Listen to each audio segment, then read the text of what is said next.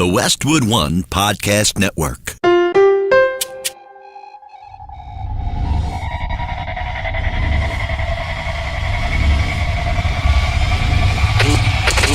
Never quit. Team Never Quit Radio.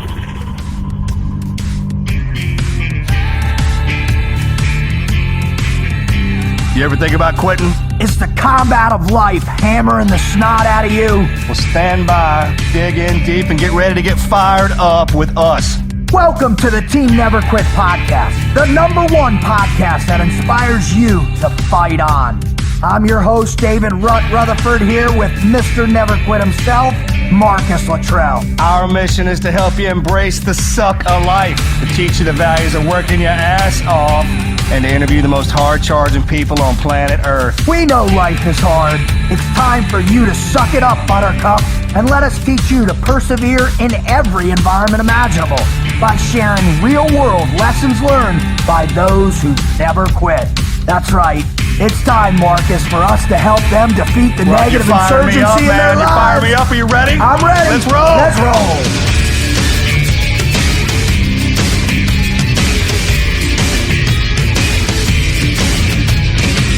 Marcus, tell me, the greatest performance in gymnastics history. What do you think? The perfect 10. Do you know, first off, do you know how many perfect 10s there's been? No, but I know the one that rattles into my head every time I think of a perfect floor routine, and that's Kim Zemeskel when Dev went down to the Georgia. Whoa, when was that one? In Atlanta. I got to look that one up. The list I have involves Nadia Comaneci. Oh, Mary, the first one ever in the 76 Olympics. Oh, yeah. I forgot about it. Well, remember for us, Mary Lou Retton was huge. Oh, sure, man. America's sweetheart, dude. She is. Man, she could do no wrong. And then Carrie Shrug, right? When she, on the vault. Oh, I don't know if she got a 10, but I don't think she got a 10. Yeah, but her ankle was twisted all jacked. She had it all twisted. Yeah, all taped up.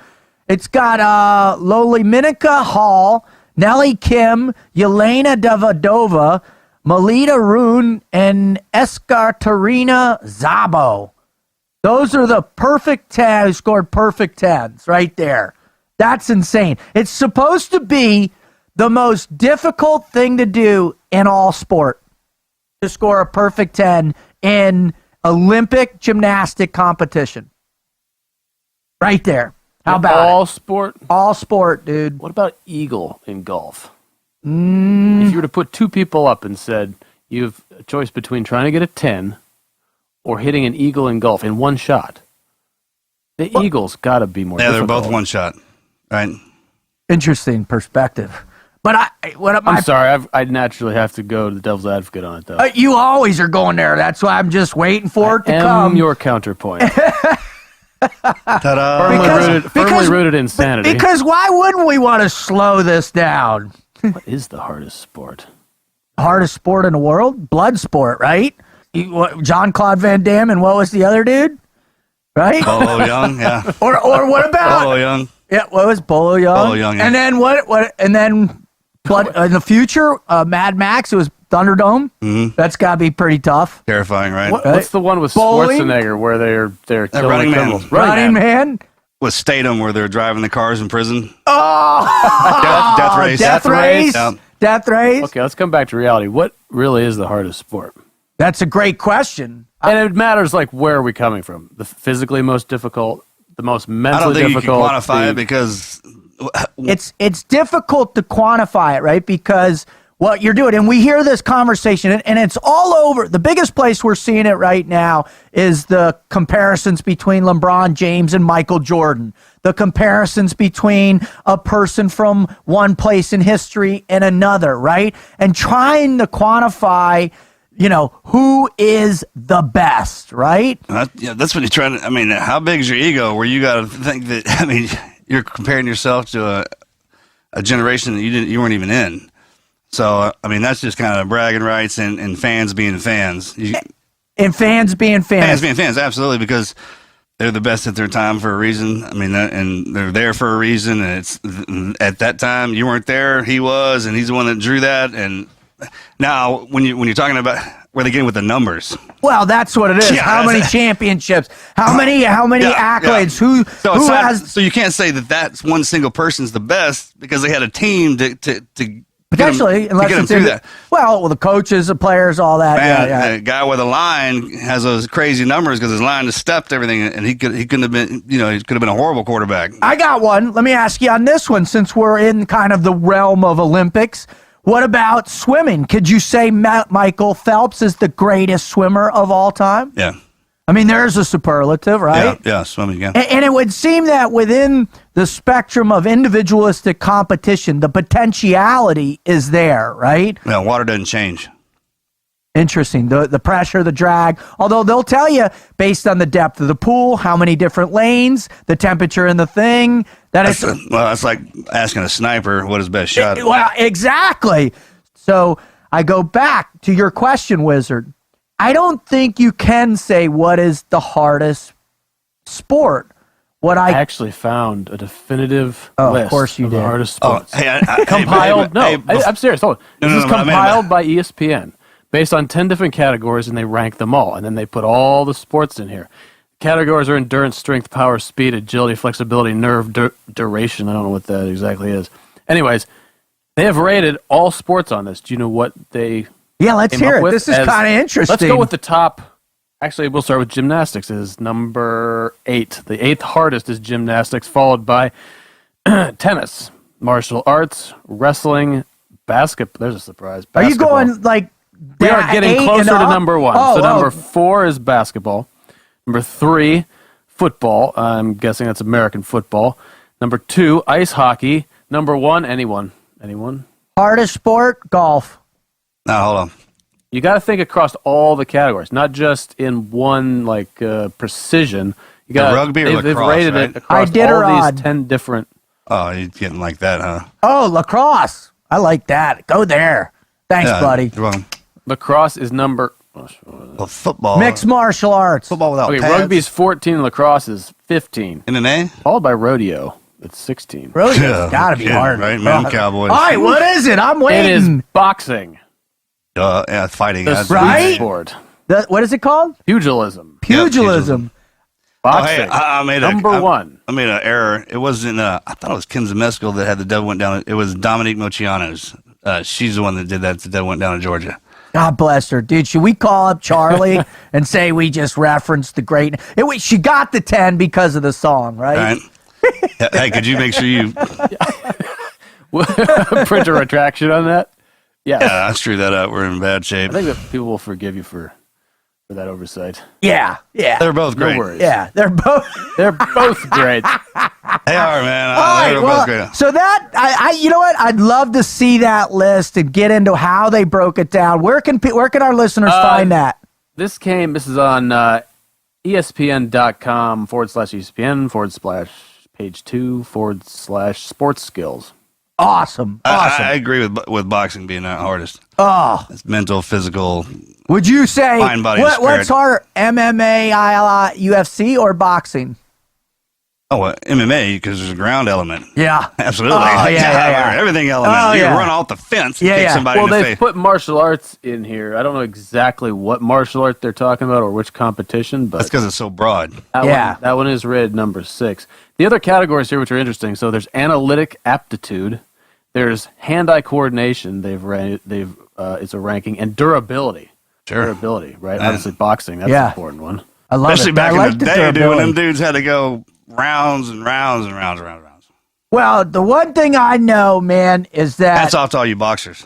hats off to the gymnasts out there too. You know what I mean? Yeah, let's not take anything away from them. Their athletic prowess is impressive. And It's a pinnacle, super man, impressive. a body weight to strength. and time. Think about the time. My good buddy of mine that I went to high school with, his daughter, one of his daughters is hitting that elite level where they're starting to groom her potentially to go into the next pool of the top athletes. And he literally spends 30, 40 hours a week adhering to her schedule, right? With his wife driving, him driving, pick up, her being at training before school, after school. It's insane, man. So the dedication of these little girls and who become these young ladies is unbelievable. But at its core, they have these ultimate coaches, right? I just remembered. I saw a video. Kevin Hart has this series where he goes around trying different things, and one of them is he goes to a gymnastics gym for little kids. Kidding me. And he goes with, I don't remember that other guy. He's a black actor, huge guy. Usually plays like the monstrous dude. Anyways, those two go together. Oh, you mean Terry Crews? Terry Crews? Terry Crews. That's that guy. He goes there with Terry Crews. And they both show up, and they just simply try to do the class with these, I don't know what they are, 5-7-year-olds. It is hilarious. Oh, that's and awesome. it speaks to how difficult some of this stuff is. I mean, the average person, go out there and try to do a lever, or try to do a planche, even a I can't touch handstand. my toes, much less do Go out and whatever try that, and you was. will get an appreciation just for the athleticism required to do, and the strength. It's given. It's already. It's implied. The appreciation. Respect. Right? Respect. Well, let's turn a little bit and let's start this sucker out. Welcome to the Team Never Quit podcast. I'm your host, David Rutherford, with Mr. Never Quit himself, Marcus Luttrell, and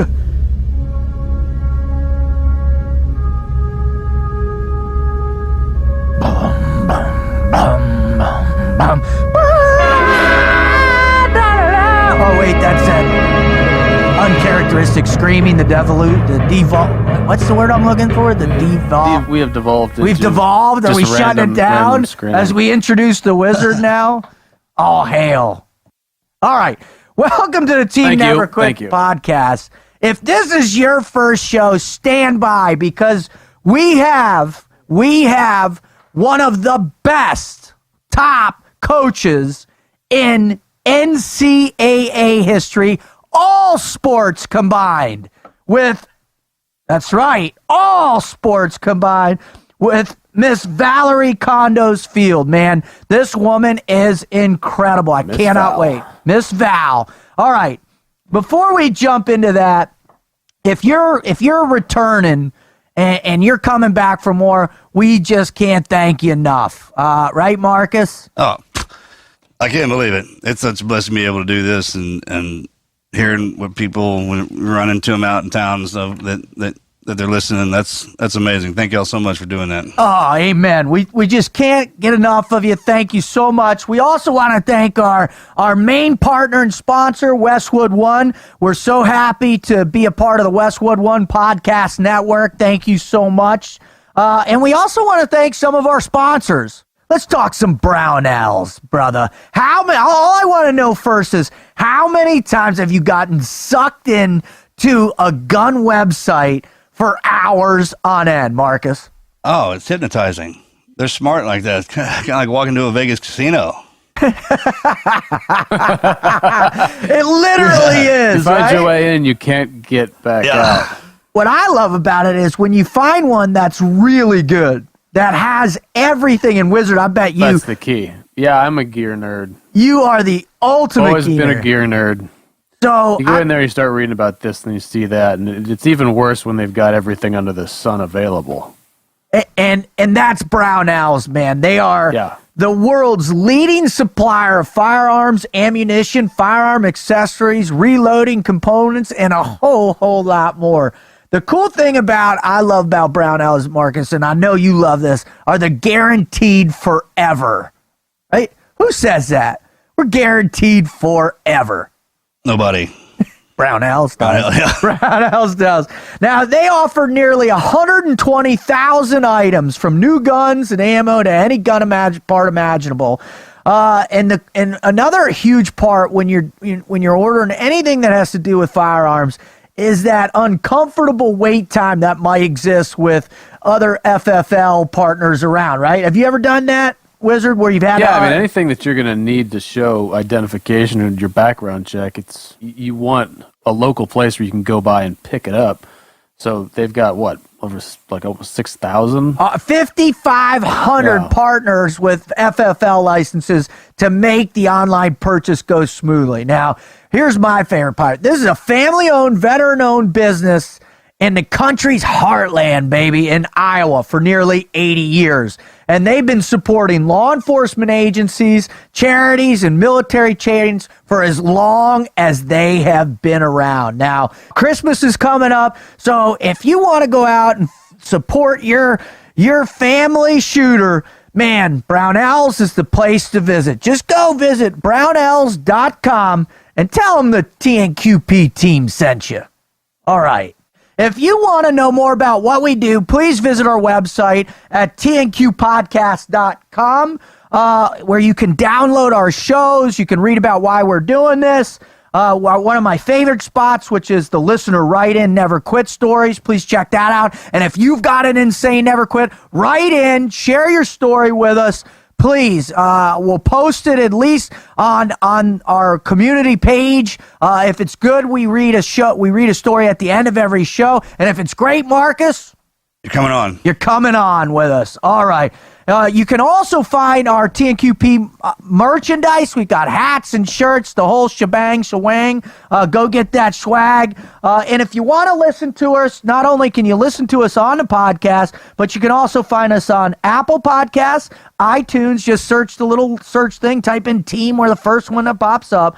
Castbox, we're streaming finally on Spotify. Thank you, Spotify. Stitcher, and all other basic podcast platforms out there. All right, if you want to follow us for some crazy reason other than just the show, you can follow the show at TNQ Podcast. You can follow Team Never Quit at Team Never Quit. Marcus at Marcus Luttrell. The Wizard at The Wizard TNQ. And me at Team Frog Logic. All right, Wizard. Sir. Why don't you drop some knowledge on our listeners about this incredible woman that's coming on? Let's. Miss Val, Valorie Kondos Field, is American gymnastics coach, former ballet dancer, and dance coach. She is currently the head of the UCLA Bruins gymnastics team, which is a very dominant team in that space. She has been for 29 years. Now, coming up, she was from an artistic family. She came up playing piano as well as being a ballet dancer. In fact, she went on to dance, for example, Sacramento Ballet, Capital City Ballet, and in the Washington, D.C. Ballet. That opened a door for her in 1983, where she took a position with UCLA coaching as a dance coach for their floor routines. She stayed there for 8 years until she was offered the head coach position, and like I said, she has now been there for 29 years. She's expecting to retire following her 30th season, coming up here in 2019.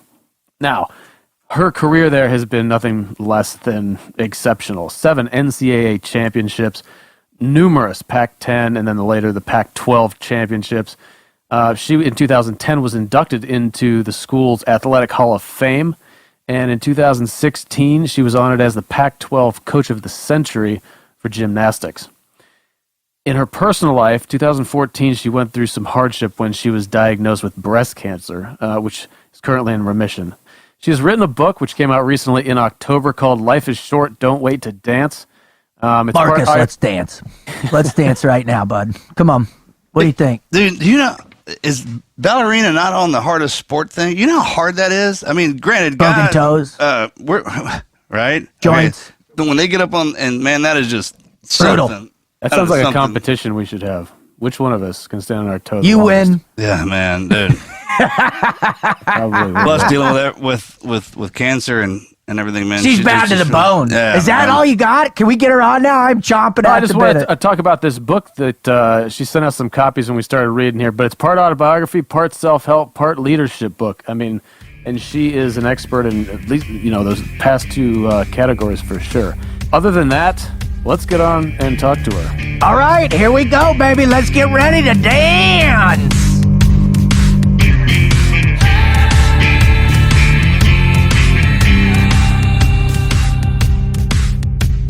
All right, Marcus, how many dudes do you know that are utterly miserable at picking out their clothes? All of my friends. All of I'm pretty much gone. You're one of my friends. Yeah, thank you. I appreciate that. Our styles are similar. We came from. They're almost identical. You back it up even further than that. When you come out of high school, you have your own style. Then we get to the teams, it's just it's issued to you. The standard operator look. Right. Tivas cut off BDUs. Your old Bud's brown T-shirt. Yeah. Are you tired of people asking you, are you going to wear that again? Was it when you throw the shirt in the dryer for a little bit, throw the fabric to get the softener in there? wrinkles Yeah, out? Oh my Do God. people remind you that it's not Halloween? Are you tired of your significant other laughing when you walk out of your closet?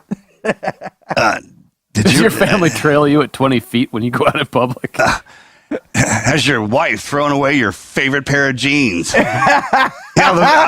did that. The Threw away like 3 Levi's, times, the dude. Levi's, I the found them in the garbage. The Yeah, I'm like, 1989 Levi's. what is he doing in here? I think that was a scene in a movie, too. I didn't know it was real. Like, wait a minute. I don't fit them anymore, obviously, but I still got to have them. You think your wife cuts up your favorite clothes into rags just by mistake? Yeah, have you ever found yourself cleaning the kitchen with one of your old shirts? There's where that Or went. your favorite shirt? Yeah. Well, we've got the fix for you, and that's StitchFix.com. Stitch Fix is an online personal styling service that finds and delivers clothes, shoes, and accessories to fit your body, budget, and lifestyle. Now, just go to StitchFix.com/TNQ and tell them your sizes, what styles you like, tactical, and how much you want to spend on each item. You'll be paired with your very own personal stylist who will handpick items to send right to your door. Now, what's the kicker when it gets to your door there, Marcus? That's the best part. It comes in a box. When you open it up, it's got an instruction manual on actually how to wear it, which, that same thing applies to us, right? Yeah. Wear a uniform like this, crease you could shave with. Oh, The educational component. But if you're having trouble turning over the tactical look and going back into the civilian world, I was a t-shirt and jean guy, right? And when you get married, that goes away too. So they've actually got that stuff lined out for you and how to wear it. And if you don't like it, they give you a package to send it back. and get this, returns are always free. Listen, there's no subscription required. You can sign up to receive scheduled shipments or get your fix whenever you want. Stitch Fix styling fee is only $20, which is applied toward anything you keep from your shipment. Now, listen, get started today. StitchFix.com/TNQ will get you an extra 25% off when you keep all items in your box. You got to keep all the items to get the 25% off. That's StitchFix.com/TNQ. Get started and change your style today. Okay, Marcus, how many guests have we had on the show that are just at the pinnacle of their career in terms of coaching? The people that are better than us in every capacity. pretty much better than us in every way, shape, and form. People that have been influencing human beings in ways that we can't even fathom. We talk about our old instructors in the teams. We talk about the new guys who come into our platoons. But none of what I've ever experienced in my life prepares you when a Tony La Russa comes on, when a Greg Jackson comes on, and now who we have, perhaps one of the greatest gymnastics coach in the history of the sport, is coming on today. I gotta tell you, brother, I am fired up. Oh yeah, no. I when we were going over the schedule and who was coming on the block, it was let's do this. I'm ready. I don't know, teach us more about ourselves than we ever could, because that's the beautiful thing about our ladies, man, is they can punch right through our armor. We get up in the morning, it's always on in some kind of capacity, and what's unique about each one of our ladies is they possess a skill that can punch right through that and teach us something about ourselves. So this ought to be pretty heavy. Well, what do you say? Let's get this going and let's bring Miss Val on. Are you ready, gents? All right. Ladies and gentlemen, boys and girls, children of all ages, welcome to the TNQ podcast, Miss Val. Thank you, ma'am, so much for coming on. Thank you so much. It is an honor both to be speaking with both of you, honestly. And we got the wizard in the back, too. And every now and then, you got to watch out because he's going to throw the real tough questions at you. I hear the wizard is like Yoda out there, so I'm excited about that. He is. I'm short Good, man. and green with very long ears. I love it.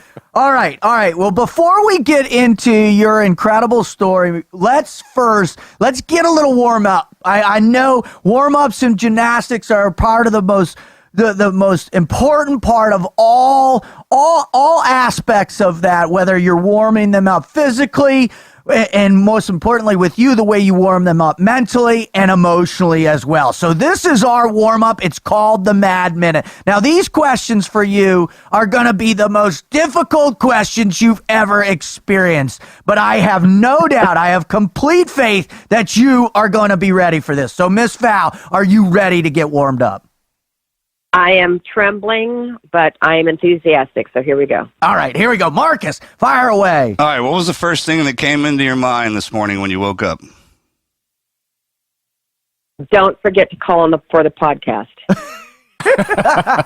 And that happened at about 4 a.m., and my alarm wasn't going to go off till about 7, so I was like, darn it.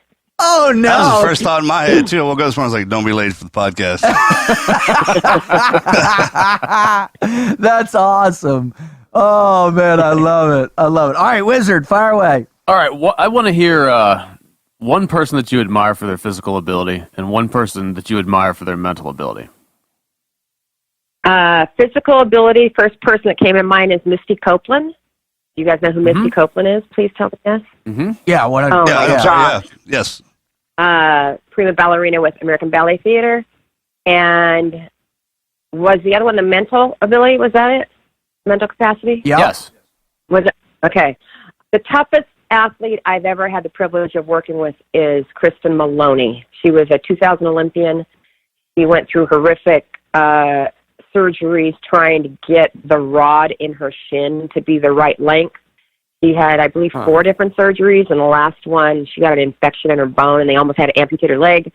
And so she spent about 3 years with us just trying to get this thing right, and came back her last year and competed the same skills that she competed at the Olympic Games, and with about 6 months of training. Oh, my gosh. And we actually named an award after her, the Heart of a Champion Award, because we just said, all of us coaches said she's the toughest athlete we've ever been around. Oh, that's awesome. We should look to try to get her on the show. I know, absolutely. Right. Absolutely. That's unbelievable. All right. Yeah. Are you Very ready? impressive. All right. If you could dance on any stage in any ballet, where would it be and what ballet would you dance? Ballet, I would do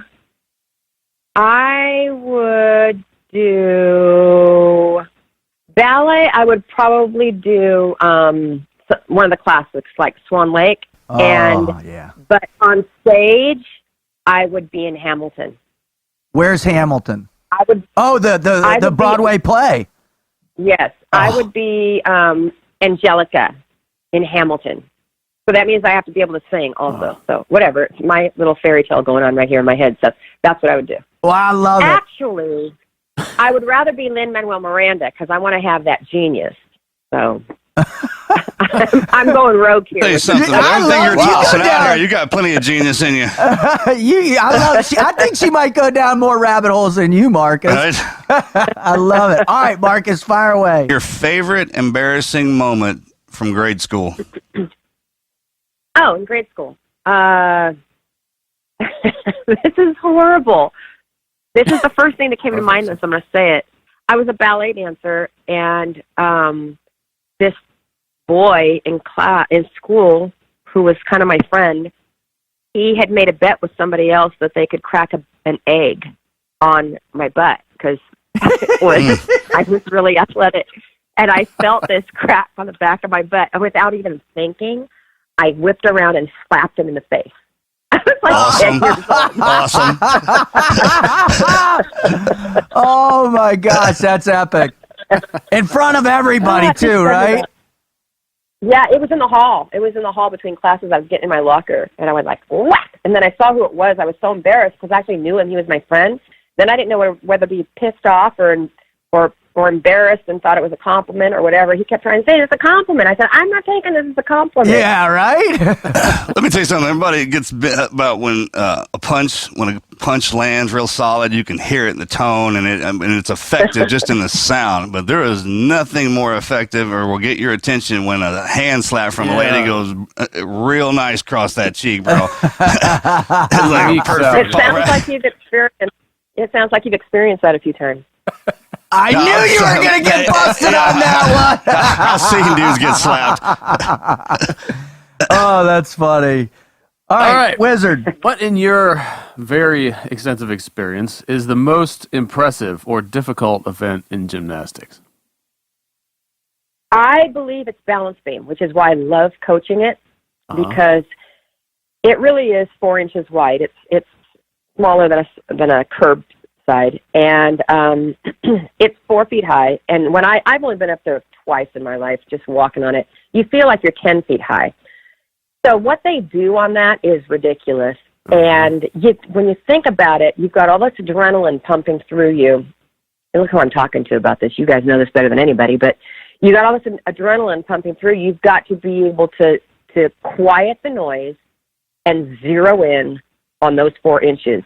And if you play soft, you will fall. So you've got to be aggressive and controlled aggression with each of your skills.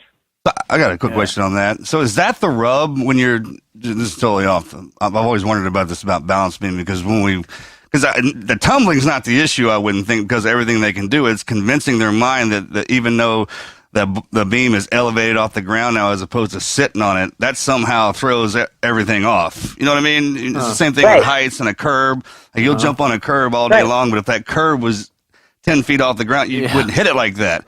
And it's all the height mentality. Well, your visual once your visual cognition triggers your limbic system, right, and the differential between the height, you can't stop that. It's you're that's what I was asking. Is automatically that the hardest thing to train out of them? Is to get away from that height part, because that's what throws you off, right? Right. Yeah, because they start on baby beam, so they start learning the skills on a beam that's about 6 inches off the floor. And then you just take them up to a medium-sized beam and the high beam.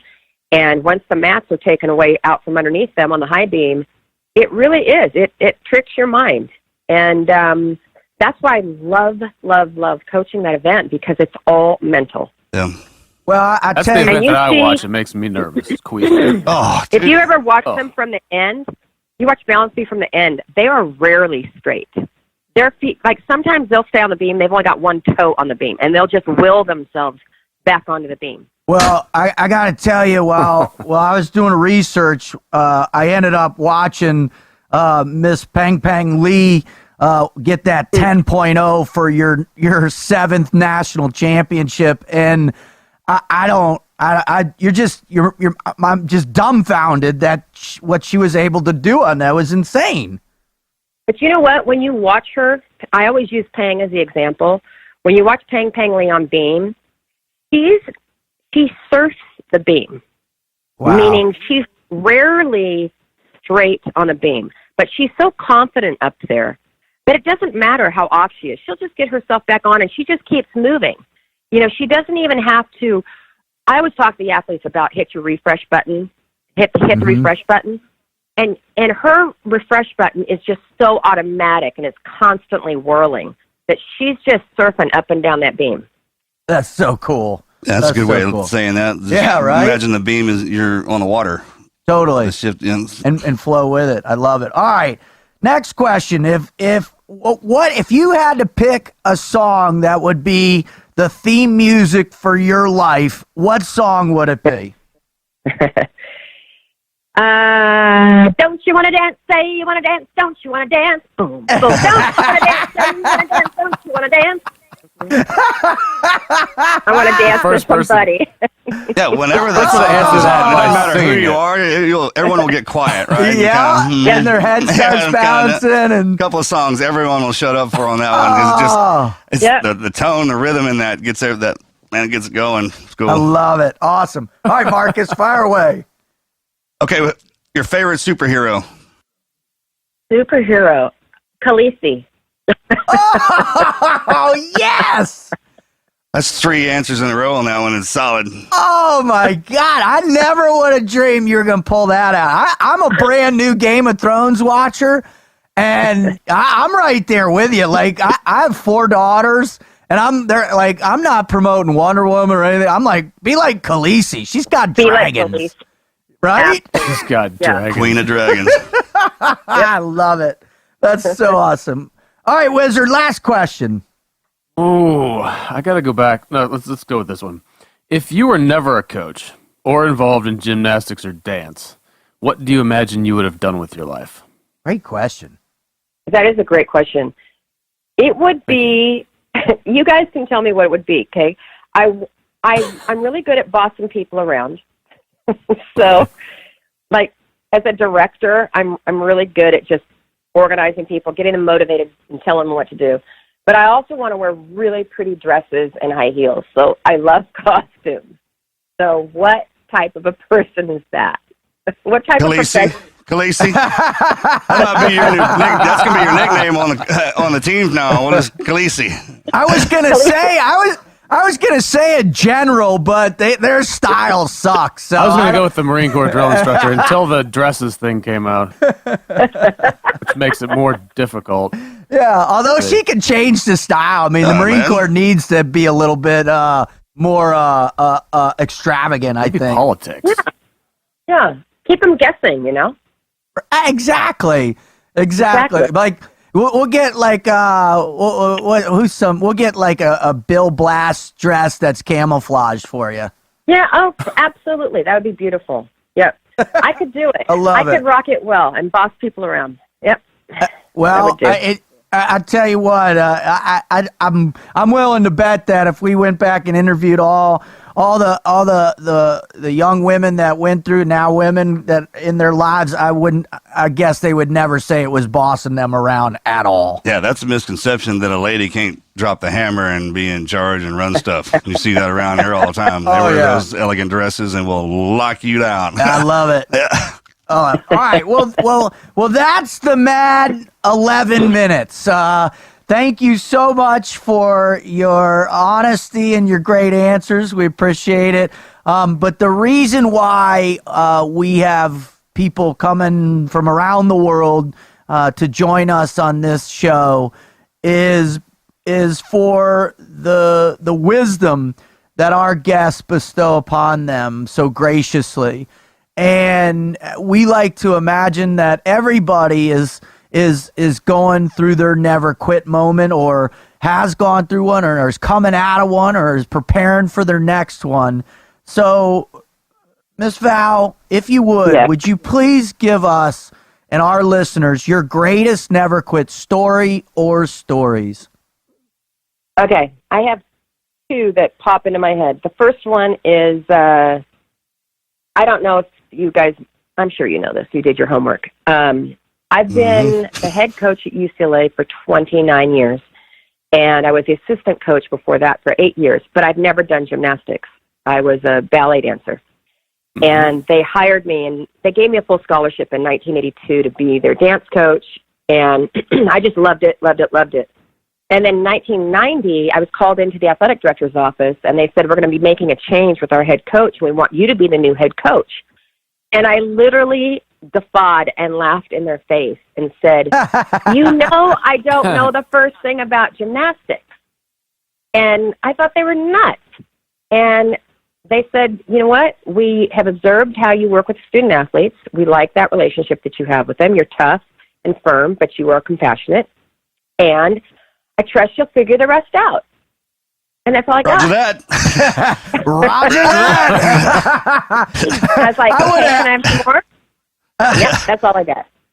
So I did what I thought was prudent, and I studied head coaches that were successful.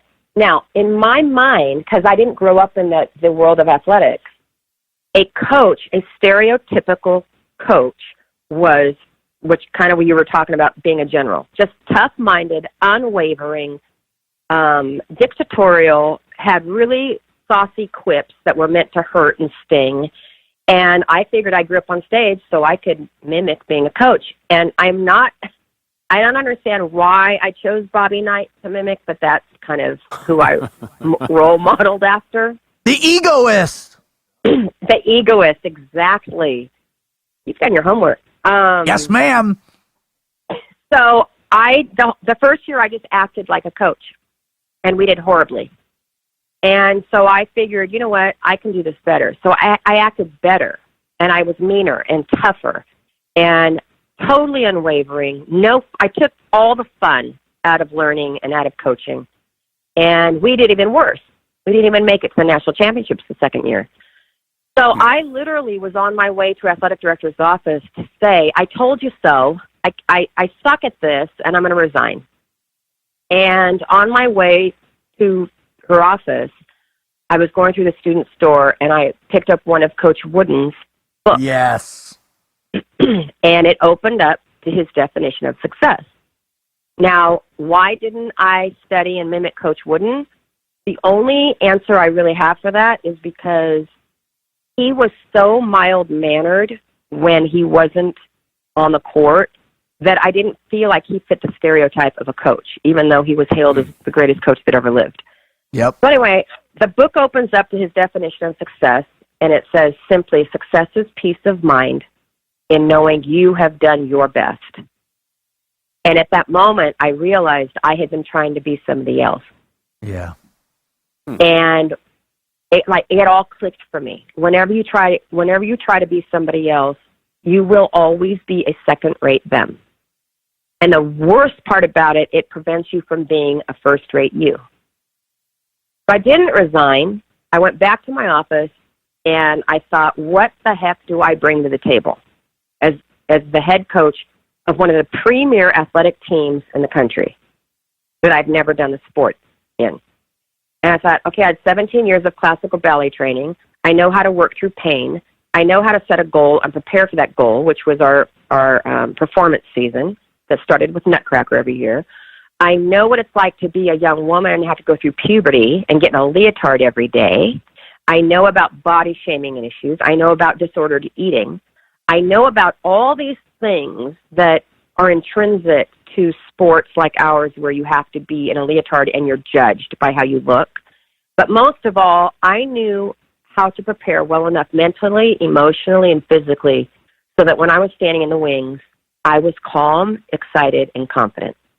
Wow. And I knew at that moment I could prepare our student athletes to be calm, confident, and excited while they were standing in their wings they're standing there waiting for the judge to salute them to get up on the event.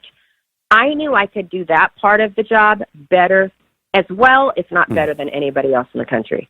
I just had to find people to do everything I didn't know how to do, which was the actual gymnastics part of it, which I did and did well. And at that moment is when I started really feeling inspired in my work. And about 2 or 3 years later, one of my seniors said to me, Miss Val, you have finally become a leader worth following. Wow. And wow. And I know. And I looked at her and she said, you're believable because you're being true to who you are and not trying to be somebody else. Holy cow, that's amazing. That old saying, when the teacher's ready, the students will appear. I mean, talking about how you never did gymnastics, but being in ballet, I mean, that's perfection on a scale that most people can't achieve. That's why you guys are so unique. And coaches are trained by their athletes. When you're young and you're not in the leadership role, you're like, oh, I would do it this way. But when we get in there, we never remember what we were talking about. And you kind of, the first couple of days in that, when you get, because it goes from being one of the guys or one of the girls to boom, now you're kind of running them, and you kind of emulate what was over the top of you throughout the years. Like you try and be a yelling coach or talk down to people, and when you're trying to be a coach that you're not, it makes it even worse because you don't know if you're getting your point across, and people are looking at you if it didn't make sense until you got to kind of step back. And you nailed that perfect. I mean, you're just talking about, hey, look, I'm kind of, it's not that I outrank anybody. It's just I got to deal with this kind of stuff and all the crap that comes with this sport and this gift that we're allowed to do.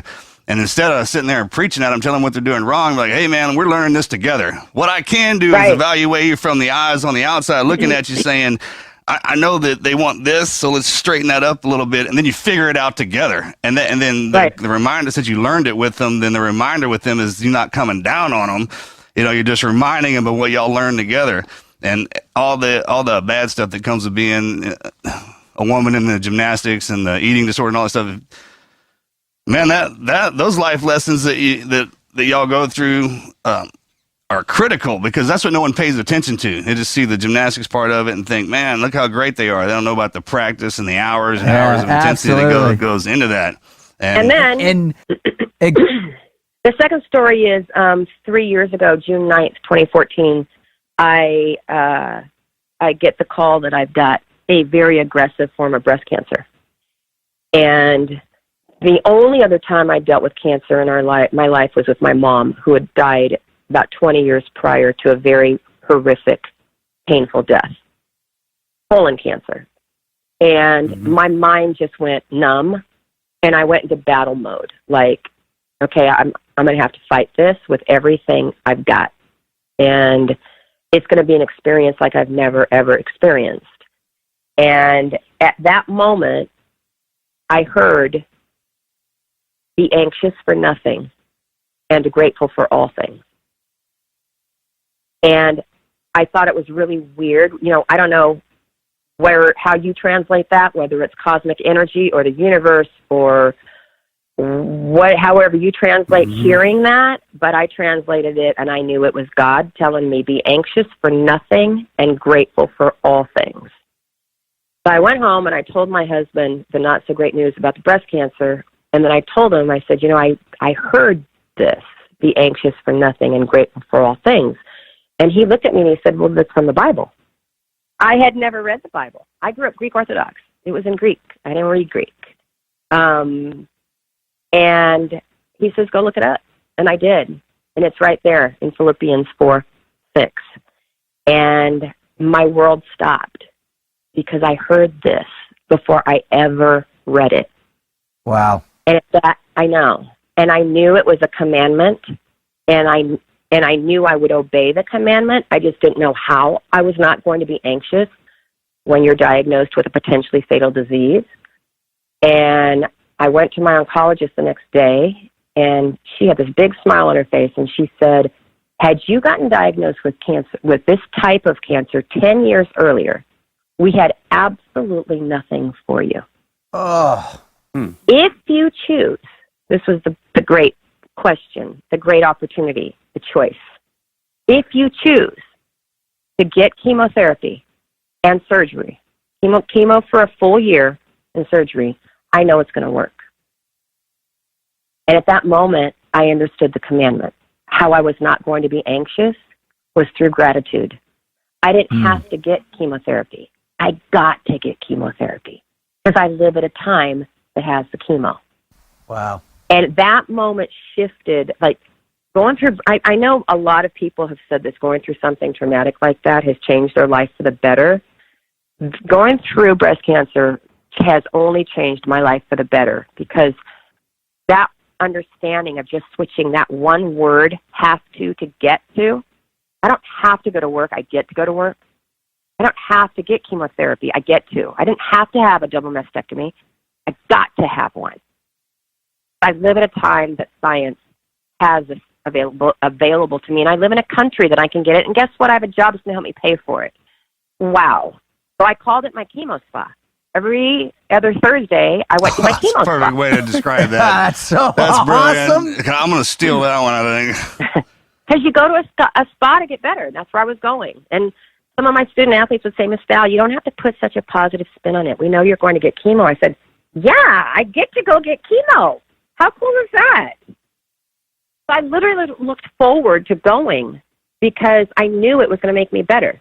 Wow. That attitude you got about, man, chemotherapy, it just, God created the person that created that to help me in this time frame. That's exactly how I look at life too.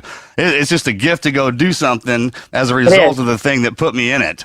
And it's a test, and life's a game. We play it how the best way we can, and we get through it the best way we can, and it makes it easier when you got people around you.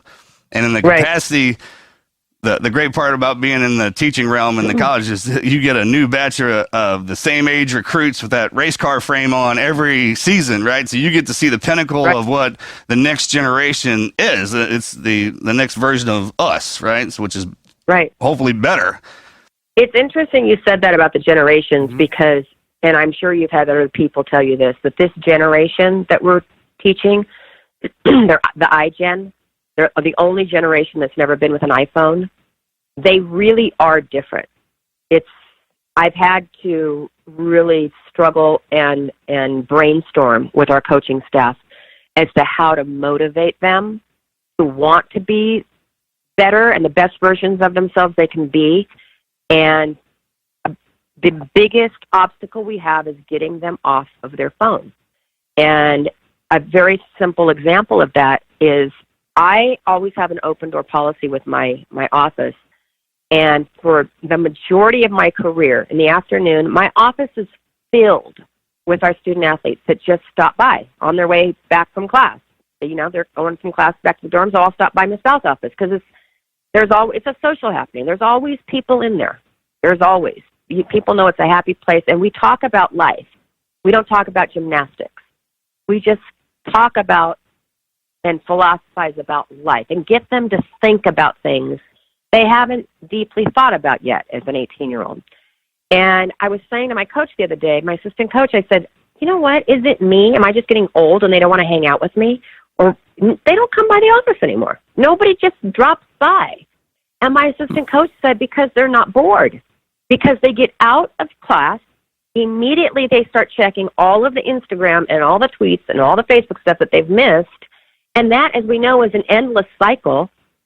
So they're not thinking, oh, I'll stop by Miss Val's office because I got a half an hour on my hands. Because now that half an hour is filled with scrolling. And it's really sad to me. I was telling one of my alumni that, and she said the most important thing she learned in college, she learned in my office in those impromptu chats. And that's the biggest obstacle we've got, is getting them to think and be interested in something of substance. Miss Val, one of the things that I always see you constantly talking about is, you know, your definition of coaching, which is, you know, to motivate change mentally, emotionally, then leads to physically. And you're always trying to develop the person, the individual, to prepare them for life. And I know that comes from John Wooden. He always wants to push his people to the maximum performance that they can do, to be their best selves, right?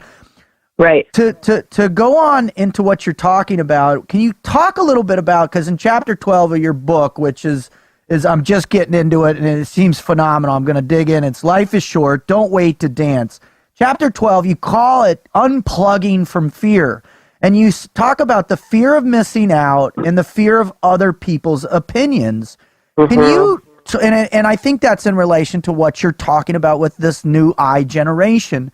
How do you address this to really pull out the best of your athletes when they're constantly plugged into this potential fear?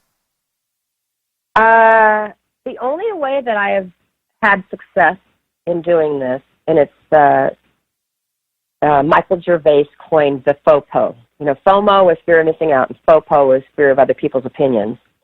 And the only thing I have found to be successful is not to try to get them off their phones.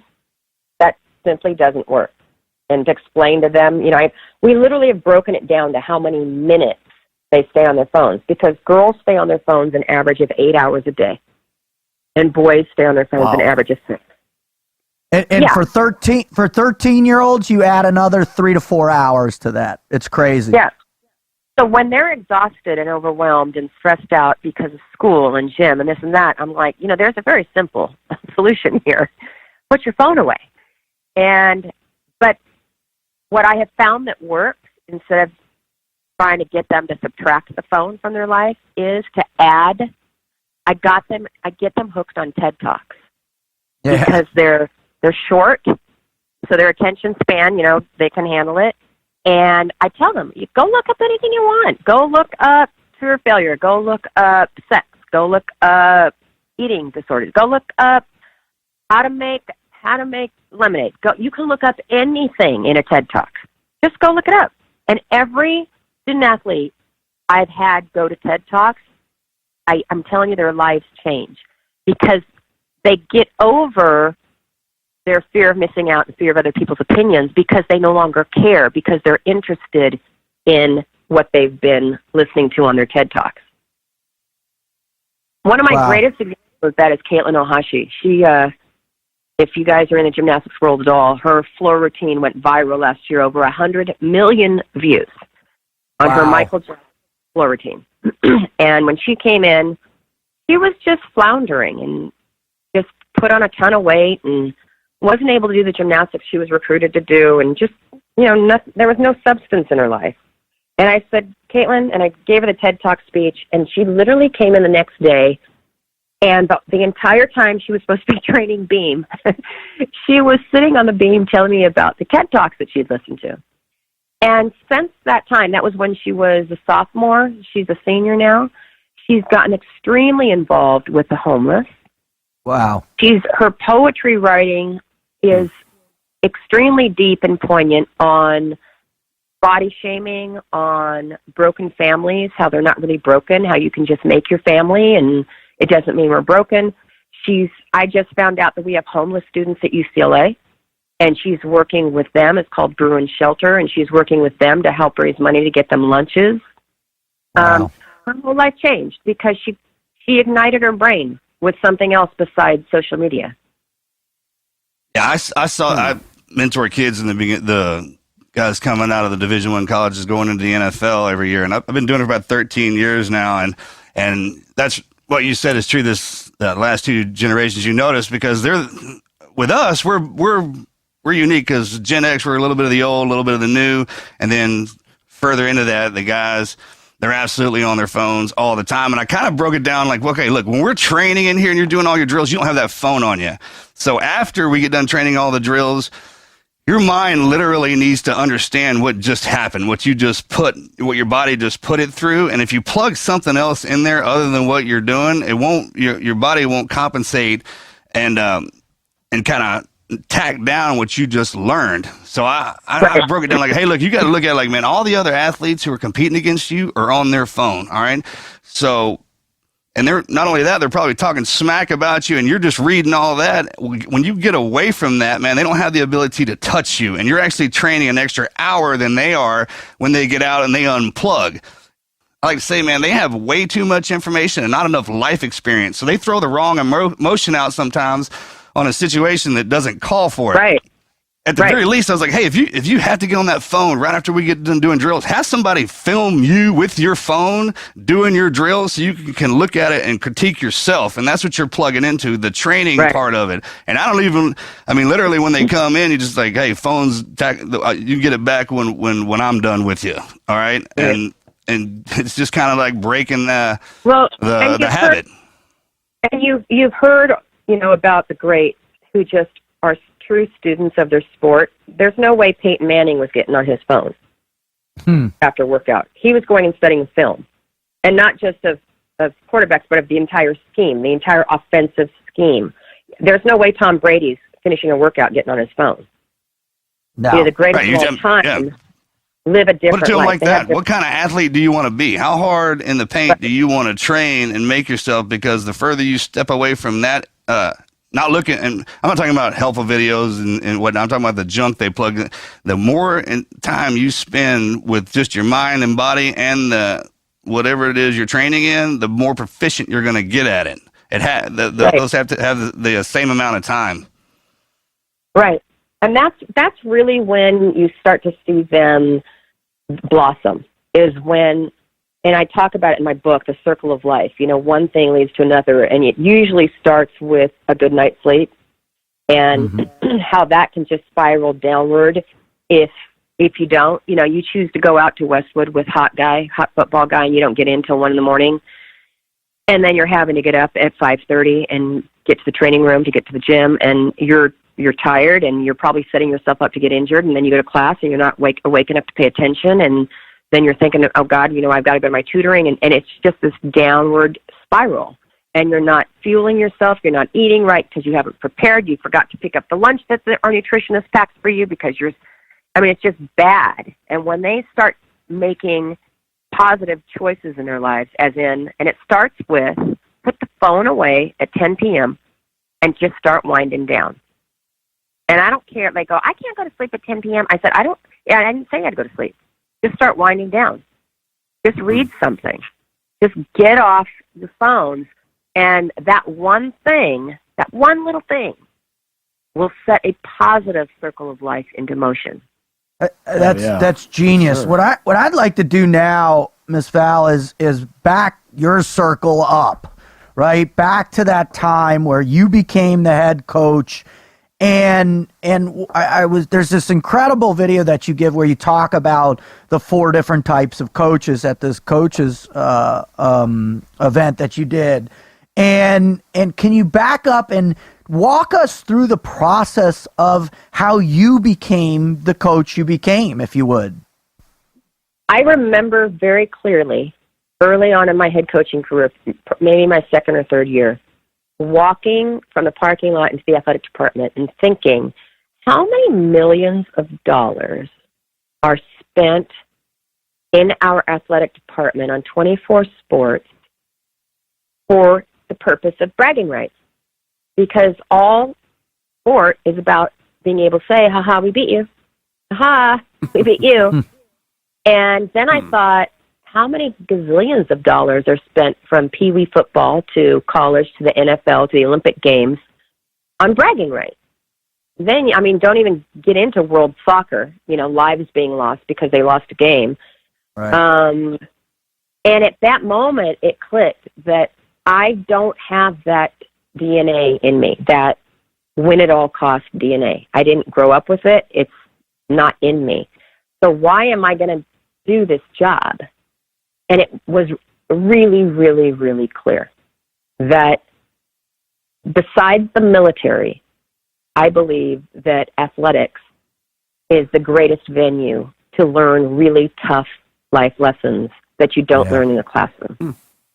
So I, at that moment, got clarity that I was going to use every day that we have in the gym, train really tough life lessons like perseverance, working within a team, following a game plan, even when you don't feel well, and learning how to finish. I'm going to teach those lessons, and I'm going to develop these superheroes as people.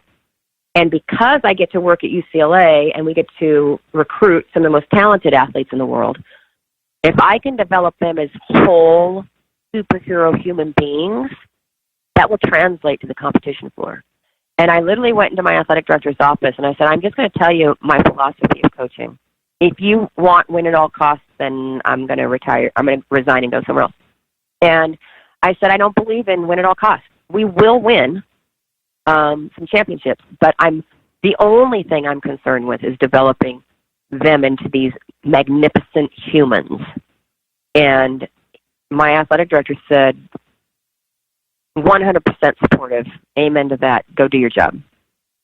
Awesome. Higher level purpose stuff right there. Awesome. Now, one of the questions that it always pops up in my head anytime I get a chance to be around coaches of your caliber, I always ask, how did you develop your methodology? Like we had Tony La Russa on, many consider the greatest, Major League Baseball manager of all time. And he's a strong advocate of reading and not just reading, but reading about great leadership from all walks of life and studying and getting to know other people from other sports. Did you do the same as well? Yes. Yeah, I'm a voracious reader. I love reading about leadership books, and I love reading how different coaches are true to their styles. I related really well to the Pete Carroll type of coaching. Yeah. Where let's work really hard and have a lot of fun doing it. And yet, I have heard that Nick Saban's athletes just totally respect and love him.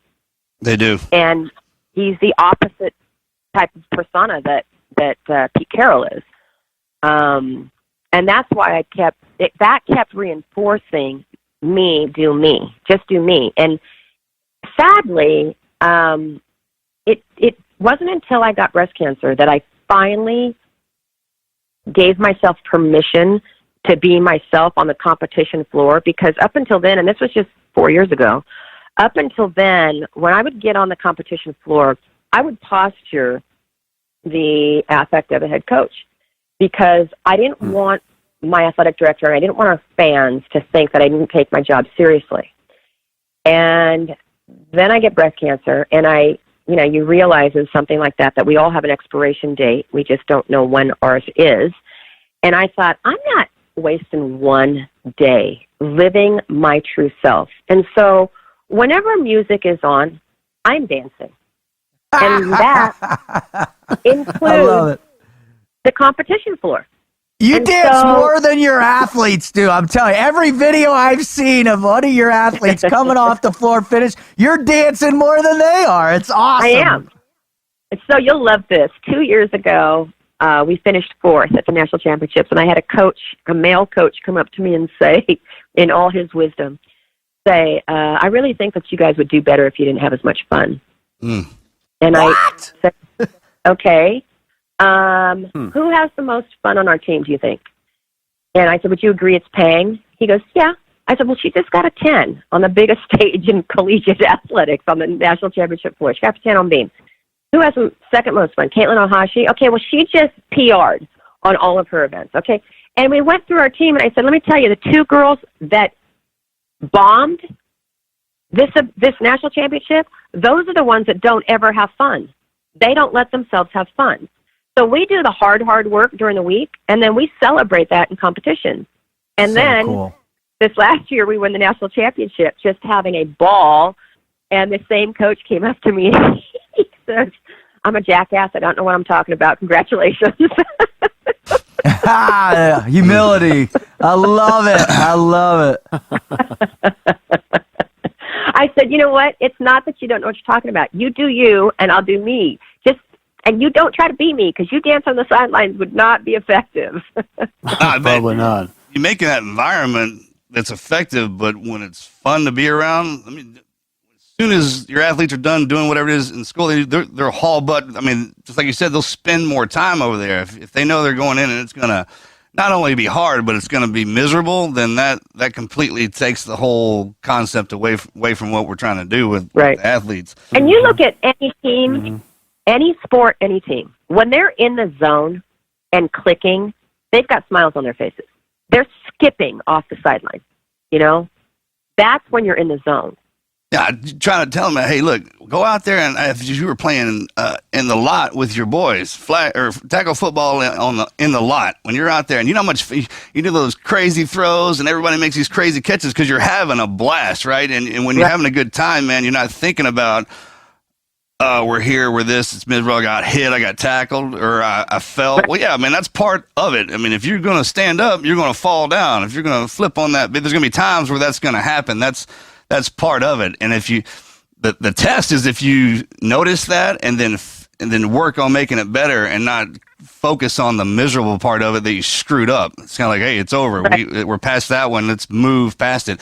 And in our realm, the way we do business is as soon as you class up, man, you start training, they just wear us out to where there's nothing left. I mean, it's just your mind takes over. And at that point, when you start training, it's just muscle memory. And then you hone in on the basics. And if you get good at the basics when you're worn out, you are going to be magnificent out of the gate when you have all of your energy. And as you start to wear out, you go back to the basics, which if you practice those, man, that's what keeps you in line and it keeps you effective. And you outlast. That's what it's about, outlasting your opponent. And then when you wear out, man, that's how it goes down. What you are describing is how Pang trained. And the energy that you saw her compete with is what she trained with every single day. That was her default. Her default was a big skills, concentrated effort, but with a release. She released her brilliance every single turn she took in the gym, and that became her default. And so it was no big surprise.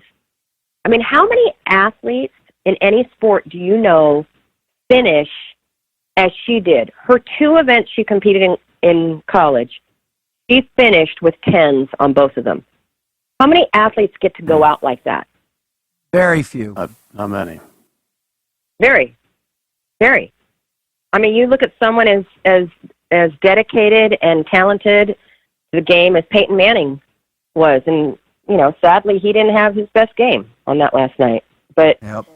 it's what you're talking about, because when your mind gets overloaded and all these stressors and noise come in, for you to be able to go to your default, which are your basics, and they just naturally kick in, that's what's going to save you. That's what saves you.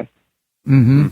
Miss Val, I want to ask you, do you encourage the same type of, this being, having a good time and allowing that to get yourself into a flow state during competition? Do you promote that in practice as well, or is there more? Yeah, but it's really done with music. We train at 7:45 in the morning, and as I said, they're in the training room by like 6 or so. So it's an early day, and most of them are kind of dragging as they come in. As soon as we start workout and they start warming up, that music is pumping, and they get ignited by the music. If they stop working hard, if they stop dialing into their cues, if they start doing sloppy drills, the music goes off. That's like the worst punishment they can have. Well, and then what happens? What do you do after that? And then the music goes off, and what happens? Let's go back to the beginning. Start all over again. Start all over, warming up all over again. And when you do your jumps across the floor, you're pushing through every joint in your body instead of, floppy feet and bent knees. Here we go. Let's start all over again. And then once they dial it in and they start kicking it in, we can put the music back on. They can start having fun. Because in the competition, in gymnastics competitions, there's always something going on. There's always a team on floor, and that music is loud. And there's always teams screaming at you. So you can't hear much on the competition floor. You can't hear your coaches cheering for you or coaching you. You can't hear anything. So that's how we train, with that type Train as you fight. Intensity. Yeah. One thing I think I do very well is I don't expect perfection. And so if I'm coaching an athlete and I want them to go bigger and I want them to release their skills, if they do that and they fall, they immediately look at me like they're upset and they're expecting me to get upset. And I'll have this big grin on my face. I'm like, that was awesome. And they say, Miss Val, I fell. I'm like, yeah, I saw that, but you went big. Like, you made a change. You at least had the courage to do something different. That was great. Let's do it again. Yeah. And so I don't make them feel bad when they make mistakes. Yeah, if you were perfect, you wouldn't need a coach. Exactly. We're still learning. We're learning every day, and unfortunately, sometimes you got to learn when everyone's looking, and that's that's the what you're learning in that one is that you can fall, and you still can in front of people, and it shouldn't embarrass you because that's part of all of it. Well, I talk to our student athletes a lot about when they're competing, it's not about them. Athletics and sports is entertainment. It's a form of entertainment. We are vying for people's dollars to buy tickets to sit in the stands. So when we make it all about ourselves, we're losing the real reason why we're doing this. And the majority of our fan base are young girls. And I tell our student athletes that when you get upset with yourself when you fall, what you're telling them is that they can't feel good about themselves unless they're successful every single time they do it. If you fall and then just kind of brush it off and put a smile on your face and go up to your next teammate and fist pump her and say, you got this, that's teaching them the reality of sport versus this illusion of perfection. Nice. Nice. Exactly. Just before we move off of anything, we're already kind of there and talking about, messing up or failure. And one of the questions that I like, to ask coaches is, what do you do for an athlete after they've failed to gain that confidence back? Because particularly in something like gymnastics, when we were talking about the balance beam, I imagine that your mind can play serious tricks on you when you're about to commit flipping your body, up above the floor several feet. How do you reset that athlete? What do you encourage? Excuse me. What do you encourage them to do to get back in the game, so to speak? Well, I talk with them a lot even while I'm recruiting them, before they even get to us, about this concept of failure, and I don't believe it exists. And I tell them that failure is just another F word that somebody made up to make us feel badly about ourselves. And I explain to them, I tell them, I'm going to prove to you failure doesn't exist. When you are up on balance beam and you're doing a backflip and you fall, instead of thinking, I can't believe I did that, or I suck, or I'm no good at this, or my coach is going to get mad, if you will start to think, okay, what did I not do? I didn't push through my legs. I didn't set my hips. I didn't use my arms fully. As soon as you're learning something, it can't be failure, because learning something takes you that much closer to your goal. So when they fall, even if they have a horrific fall, and balance beam is probably the worst when they crash, and they get up, and I go, and instead of, rushing over, even to like a little kid, when a little kid falls, you don't make it dramatic. You go, you okay? Okay, let's move on. And I'll just go up to them and I'll go, you okay? And they're like, yeah. And I'll go, okay, so what could you have done better not to make that happen? And they're like, Miss Val, my brain just froze right before I went. Okay, so what are we going to do about that? And you don't make it about the fall. You make it about a learning process. There is no such thing as failure. It doesn't exist. And so when you brush that philosophy out of your mind, then everything we do in life is a learning process of what I shouldn't do or what I did that was good. And I think that one thing that I had going for me when I first started coaching that I've maintained, and you touched on this a few minutes ago, is that I was able to grow up as a coach with my athletes. I still coach this way. I ask them a ton of questions. How did it feel? What were you thinking? How did it feel when you did that? What were you thinking right before you went? I ask them, I get them to analyze everything they do. I rarely tell them what they did wrong. Or I'll take them over to the video board, the instant replay, and I'll say, what do you see? And get them to learn. I love that approach of that introspection on the individual level, right? Yourself. To know thyself, right? That's great, Marcus. Yeah. We've got one kind of final question for you before we wrap it up. As you're moving into your final season, you've come out and retired.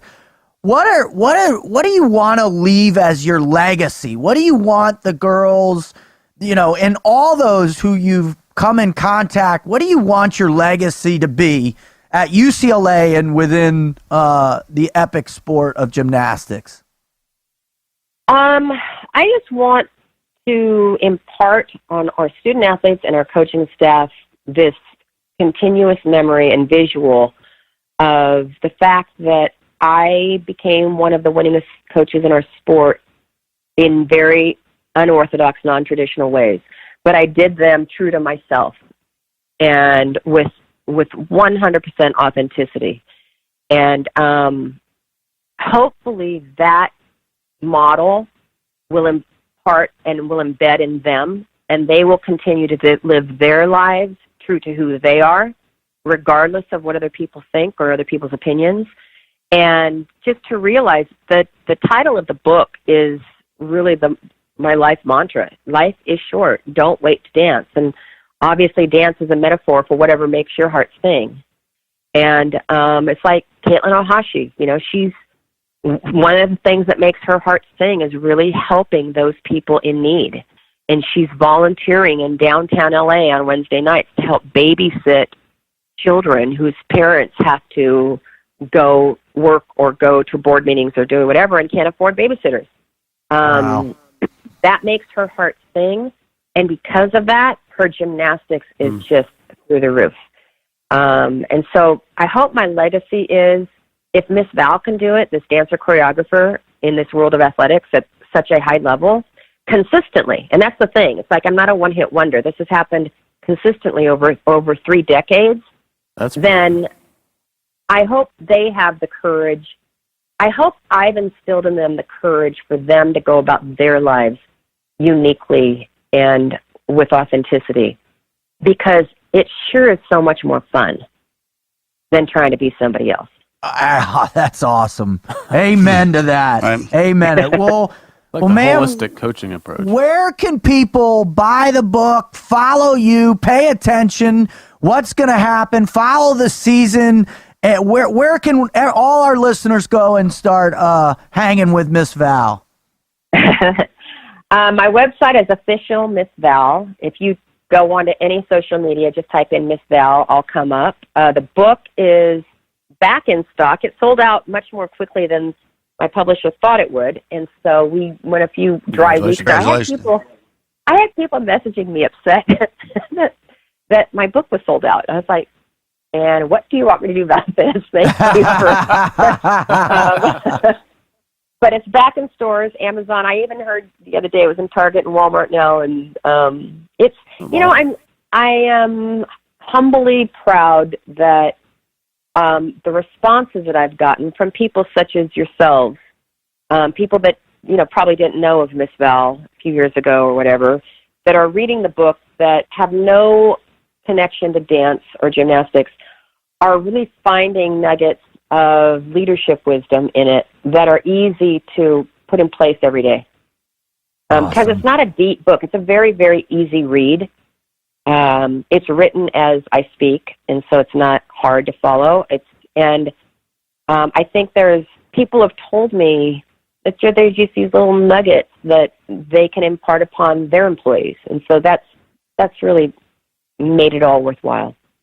Awesome. Fantastic. Well, Miss Val, Yes. you know, we just want to say thank you for coming on the show, for taking time out of your busy schedule. Yes, ma'am. But Thank I you. think the most important thanks that we can give you is the profound impact on all the lives that you've come in contact with, and really these incredible journeys you set forth with these individual athletes and their life experience. You really are a master coach and the GOAT of your sport. So we can't thank you enough, ma'am.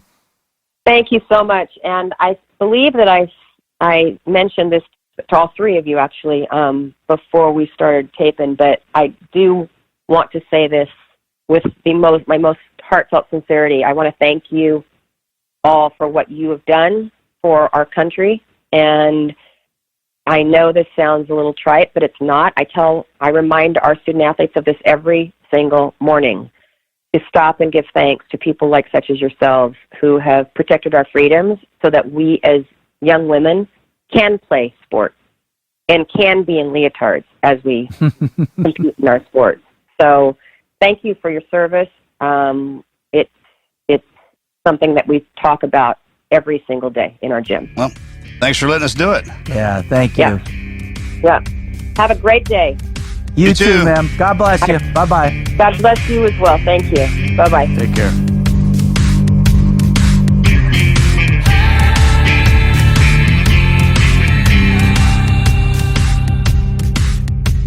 Wow, man, I love that woman. She's incredible. Okay, now for one of our sponsors. Marcus, what is the most powerful thing that you remember from downrange?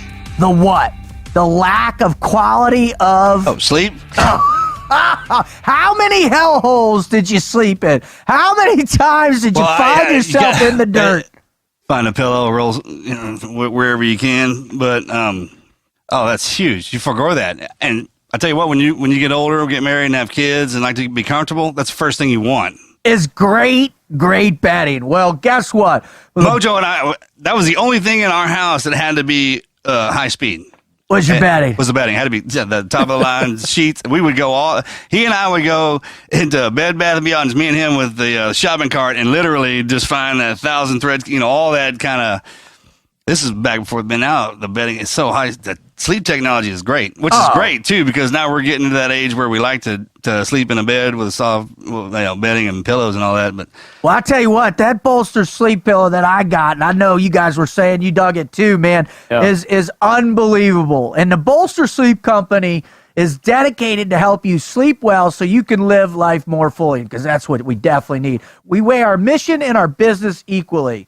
Listen, Bolster provides premium hybrid mattresses which combine real springs with mid-layer of cooling foam for a much cooler sleeping experience. Now, I don't know about you all, but when I went to Afghanistan, something broke in my regulator, so I run hot. Do you run hot, bud? Yeah, raise your hand if you have a bed partner that likes several layers of covers and you sweat like a pig. I like it real cold in the room. The colder it is outside, I'll even open the door, crank the fire up, and it drives Melly crazy. Yeah, my lady burns hotter than I do, man. Yeah, she's hotter than I do, which is the first time in history. This whole like heat wicking technology. I'm not talking about those rare critical. meat sweat nights where your eyeballs are sweating. You know what I'm talking about? Yeah, the regular sweat. I know what you're talking I had about. one last Your night. eyelids are sweating. This is a good one, right? I tell you what, I could have used a Bolster mattress last night after the meat sweats I had. All right,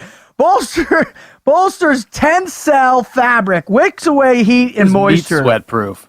It is meat That's sweat the proof. end of the read. While individually pocketed coils absorb movement so they can feel It'll people survive getting in the and meat out sweats. of bed, right? It keeps you cool through the meat sweats. There it is, right Bolster there. Sleep technology keeps you cool through the meat sweats. All right.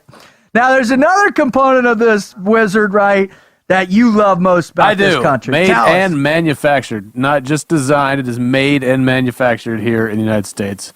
When they came to us and we found that out, that was a distinguishing factor because there were a few people that were thinking about advertising with us in this market segment, and that was a game changer for me.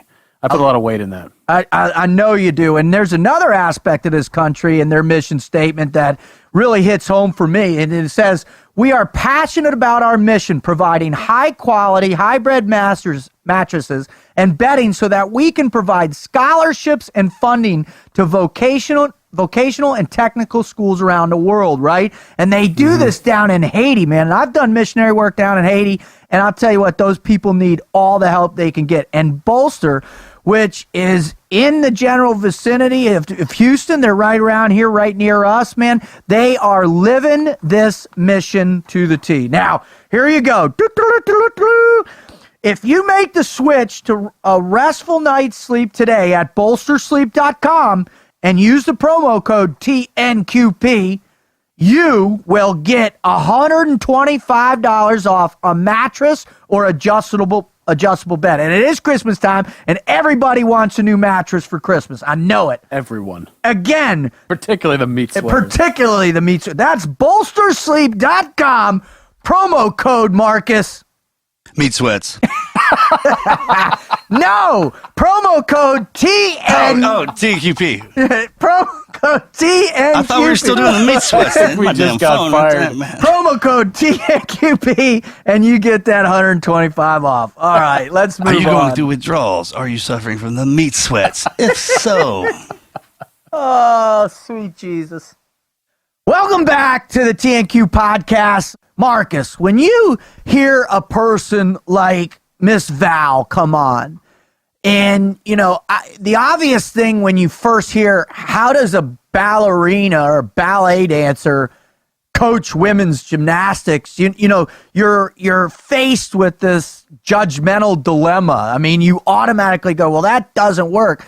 But then your next, well, why? And then you see 7 NCAA championships, 3 decades as one of the top coaches in the game. Well, you know, what do you... It's insane, right? How does that work? You know, when guys come into Buds who already know how to shoot and swim, and they're the ones that always go away, and it's kind of you see that with the coaches. And she said it too. She goes, "I didn't know anything about, or I never did. Not that I didn't know anything. I just didn't know. I never participated in this particular sport." Well, man, sometimes those make the best coaches because not, like she said, she tried to emulate one that she wasn't, and you saw that it backfired. But if you can stand back, and the ones that come in to be the coach, they're their own way. They're like, this is my way or the highway, and you see what kind of coach they are. But the ones that didn't have that background, that didn't play in it, they watch everybody else and take the best part from each of it and assimilate it into themselves, see what sticks, what doesn't, what produces, what doesn't. And just her openness to... The biggest part, she said, look, I don't know anything about this. At least she say, I got this. Yeah, I got it, right? Straight up. And then learn from her mistakes. Yeah. I mean, that's what we do. Yeah. Amen. Those failures that she doesn't even qualify as failure, right? No, there's no such thing, really. No such thing. No such thing. I agree with that one. the great part that shows that she's like this is that every generation changes. They don't want to be the one before them, right? They try to outdo them, so the motivation, that part she talked about, and her ability to corral all those alphas. Oh, totally. And then show each one of them enough attention to where they don't get. That's got to be tough in itself. Oh, at that absolutely. age, man, if you're not getting any attention, you're wondering why, right? And it's not one of those deals where, like we are, like, hey, don't tell me what I'm doing right. Tell me what I'm doing wrong. Because she said she didn't want to be that kind of coach. But if you praise somebody all the time, even if they like, hey, great job, you can't do that either. You see what happens, then they want a gift every time they do something good or bad. So there's a fine line in there, and I think it all boils down to making it tough. And for sure. Not mean, right? There's a difference between being mean to somebody and being tough. And because the best part about being a coach and a parent is you can apply the pressure to your child and pull it off. Right? And if they go off into the real world or into the competition, it doesn't come off because they're competing against somebody who doesn't care about them or somebody trying to compete against them. So, I mean, we teach our kids how to dress and feed themselves and go to the bathroom. Hopefully you teach them how to defend themselves a little bit, right? When they go out away from you, that's what you're telling yourself, that they're capable of handling anything that I could protect them from. So, and she really had this profound influence to be able to do that with John Wooden. I mean, she was able to spend time with this guy who won 12 NCAA championships in collegiate basketball, is absolutely considered the greatest coach of all time. And it's not a man-woman thing. No. The application's the same. It isn't. It has nothing to do with that. And I think, he was always this giant advocate of I might have a player that's 8, 9, 10 on the bench, but he's going to play his best possible. I'm going to bring the best out of that individual. And that's what she does as well, too, right? She obviously understands. And what was crazy, when I saw this lecture she gave about the different types of coaches, she calls it, there's a strategist, that just loves the game itself. 2, the defeatist, somebody that doesn't want the coaching job, but or has, it's the end of the day. Oh, I've got to go do something else now. The egoist who just tries to keep, their athletes underneath them. They're the fiefdom. And then the altruist that she thinks that she is, which is a selflessness that's involved in coaching, where you're truly become invested in the depths of the individual. And man, when you listen to her talk or you read a little bit of her book or her whole book, which I look forward to, she does that with these people. You try to become the person that they like to hang out with the most, their best friend, except for kind of pull the friend part away because then you do stupid things with your friends, right? I mean, that's the whole, and then you become the mirror version of her that tells her what she needs to hear, what she's telling herself in her head. Right. Well, the greatest coaches I ever had, from the time I started at 4 years old all the way to college sports, it was those coaches that did that, right? They they didn't coddle you. They helped you appreciate the potential within yourself. But man, they drove you hard, just like the instructors. Yeah, that's why the coaches and teachers are supposed to be temporary, because after a while they'll develop a relationship with you, and then they'll fall into it's all right. Well, the mentoring aspect, yeah, I think, it goes from coach to mentor and that's where I care about your feelings, and I don't want to tell you this because I don't want you to get your feelings hurt. Well, how many of these kids that you worked with at Exos have? Great part about Buds instructors, and you don't get to buddy up with them till you get in the teams. Well, that's the freakiest part, right? I remember. Man, I still call a couple of instructor. Their end goal is different than a coach, though. Huh? How so? How so? I think the primary responsibility way, of a Buds instructor, from my point of view, is to push you to the stage where you quit, because that, I think, is their primary function. And once they have separated the wheat from the chaff, I think all the way through. I mean, you don't learn anything in Buds of importance. Yeah, because it's a skills, test too. It is not a skills course whatsoever. That's what you got to comes know later, because we're going to be hanging out with each other.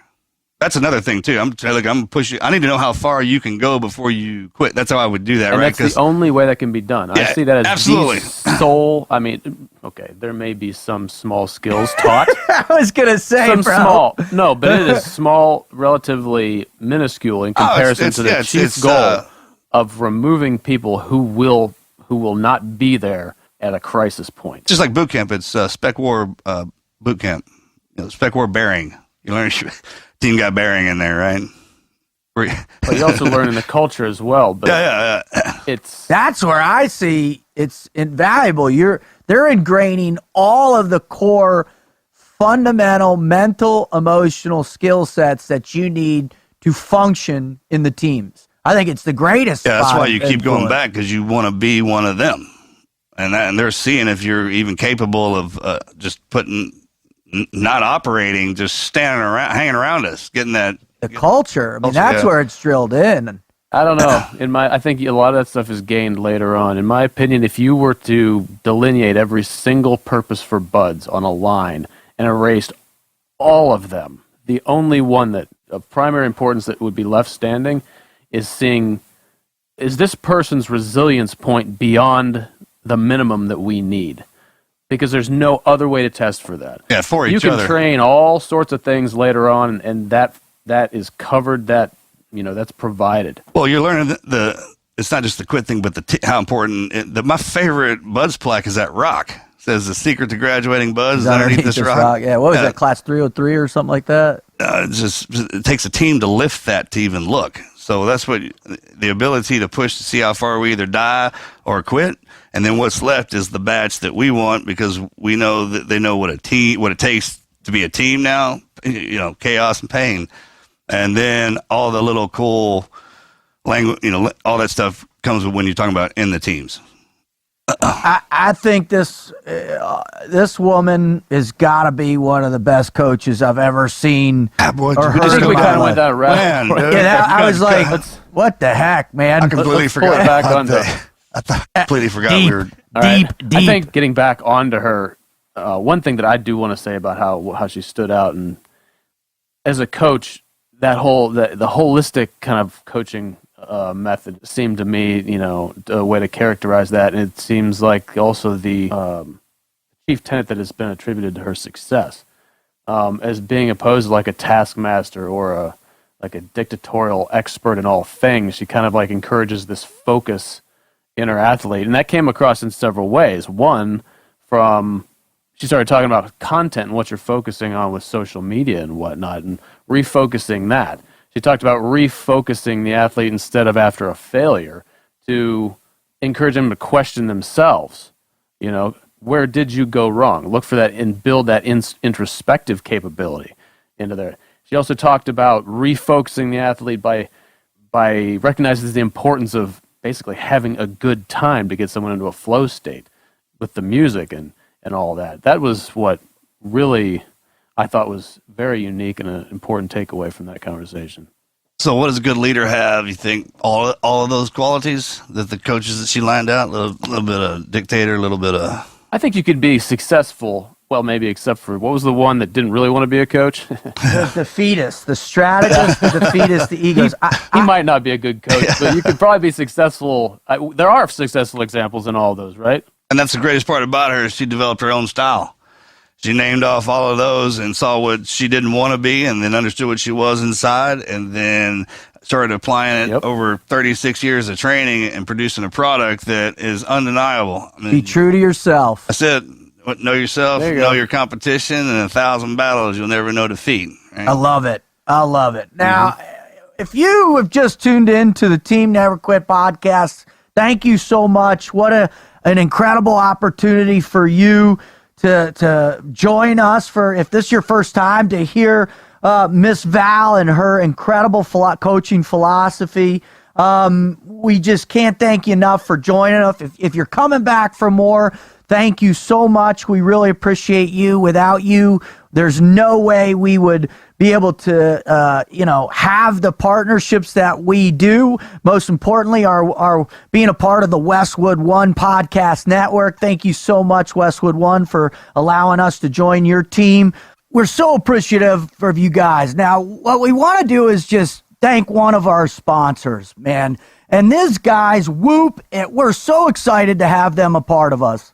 Whoop is the human performance company that transforms how athletes understand their body and unlocks their inner potential. Designed for the 24-hour performance lifestyle, Whoop has built a system across hardware, analytics, and community used by the most elite athletes in the world to positively change behavior through actionable recommendations.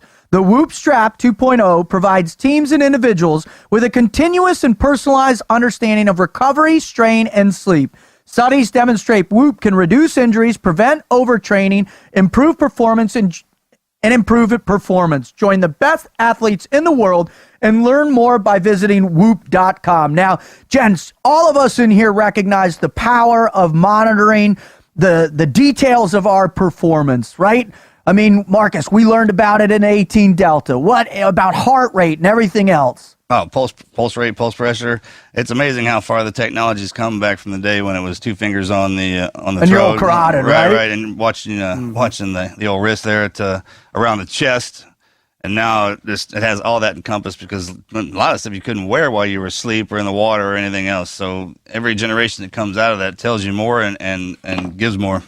And thank God for Whoop, man. I just started wearing mine last week, and already the data that it's showing me is incredible. Now, Wizard, you also have some information that you believe is pertinent to all performance. Yeah. You know what's really cool about these wearable fitness trackers, particularly something like the Whoop, which we've been running around here for a little while, is that it takes a lot of that guesswork, the subjective nature, which can be really, it runs directly contrary to being efficient and really getting the most out of your workouts. I mean, it's something that affects pretty much everyone. If you're not able to get objective, defined data that is going to show you what you're accomplishing when you're working out, or even in recovery, which, you can wear the Whoop 24 hours when you sleep, then you can't really achieve and maximize your time, your efficiency in your workouts. And I think that's a fantastic advantage that people should be taking advantage of these days with something like the Whoop.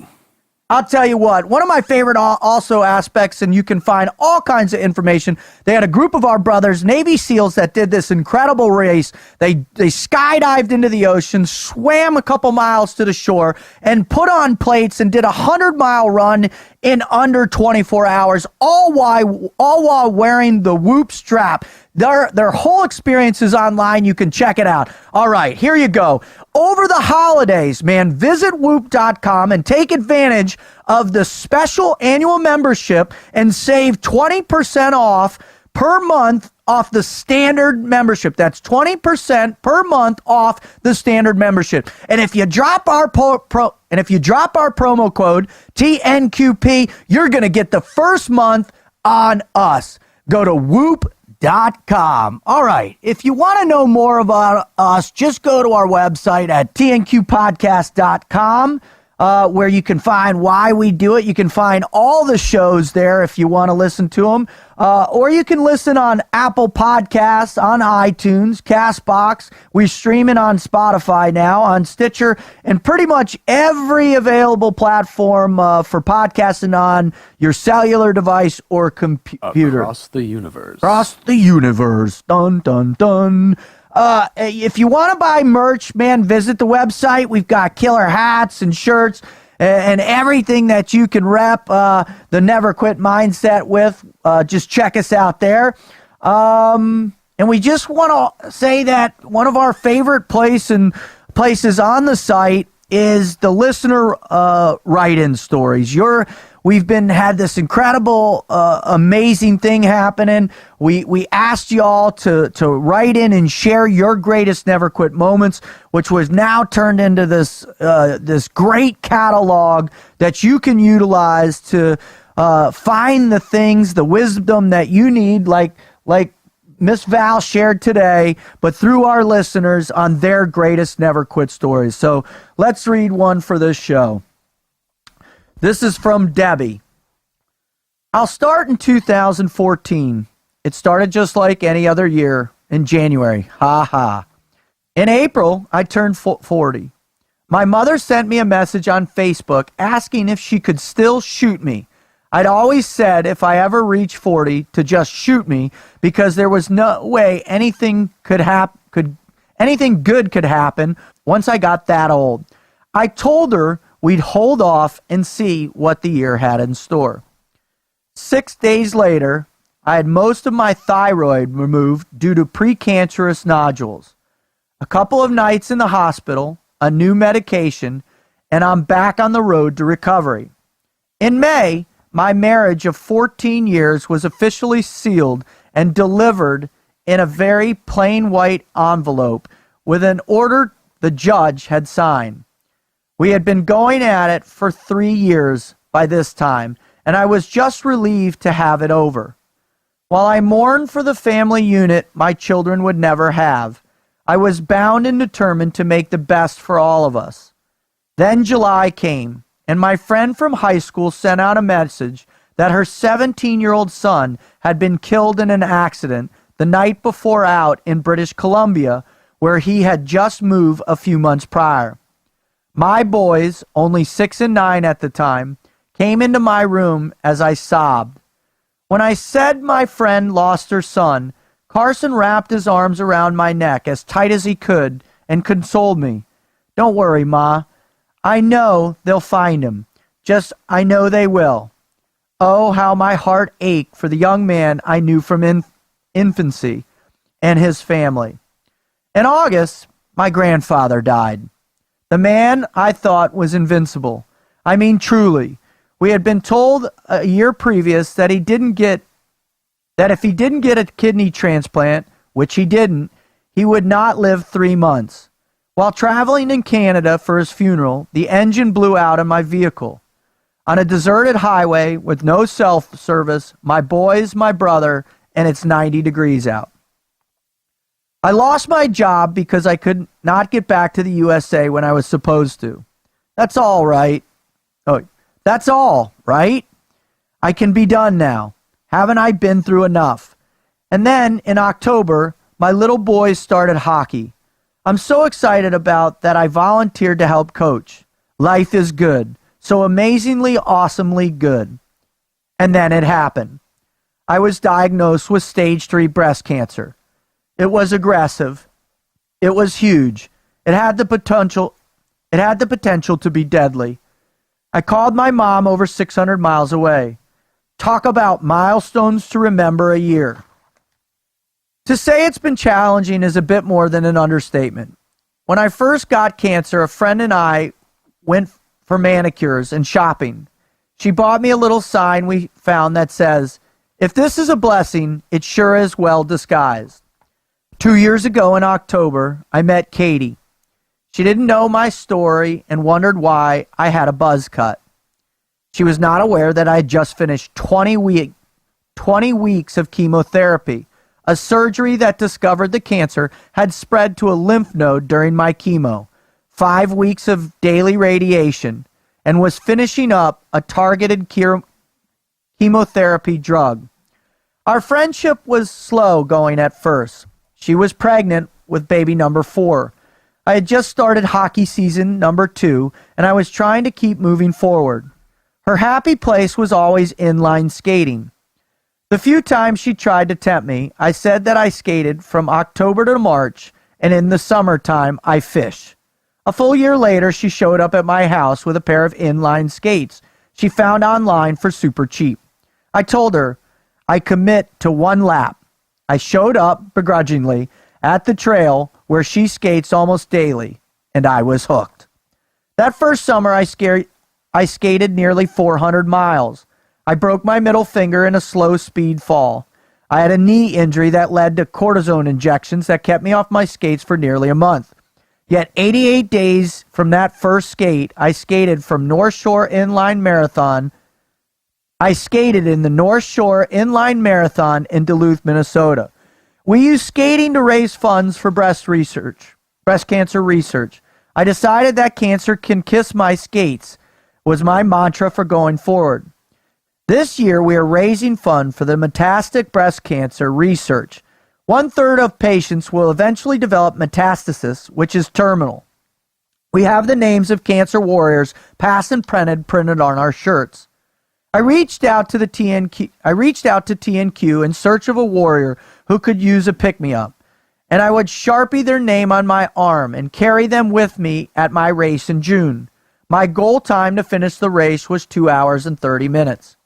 When TNQ suggested I honor the men of Operation Red Wings on this 13th anniversary month of their sacrifice, I was in tears.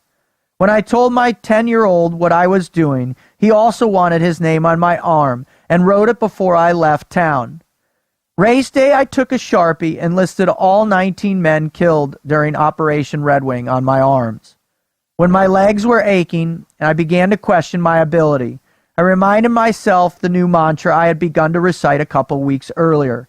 My hardest skate is still easier than chemo. My hands behind my back were held by 19 warriors and my son. Every time my hands closed around those names, I thought of those 19 men and how they were never out of the fight. When I was swinging my arms and those names came into sight, I pushed harder and faster. My knees aching, my muscles screaming, my heart beating out of my chest.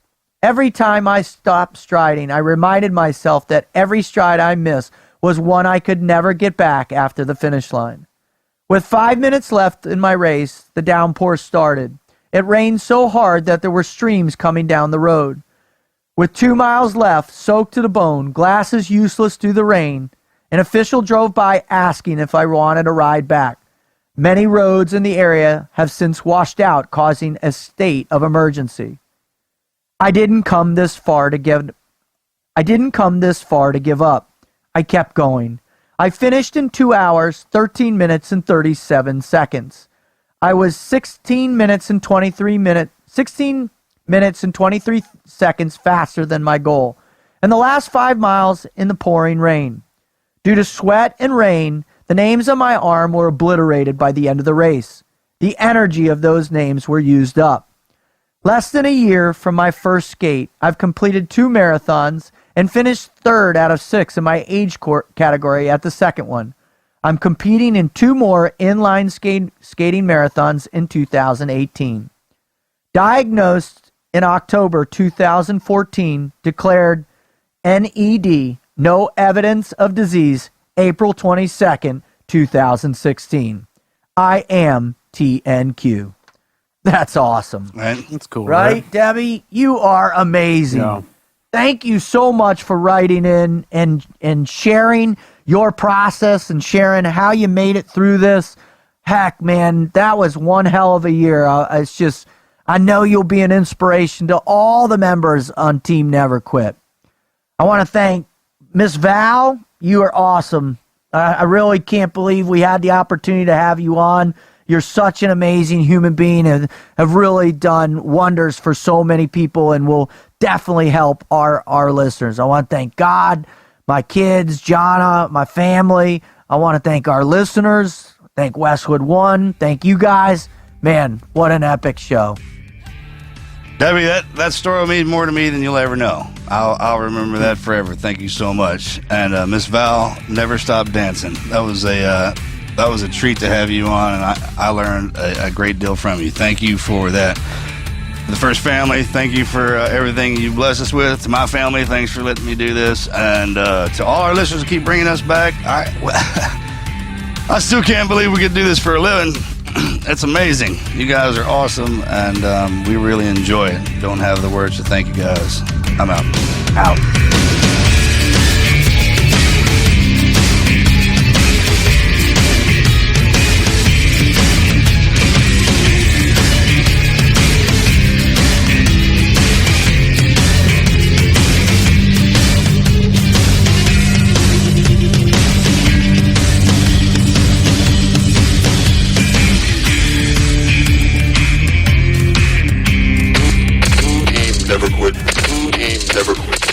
Never quit radio.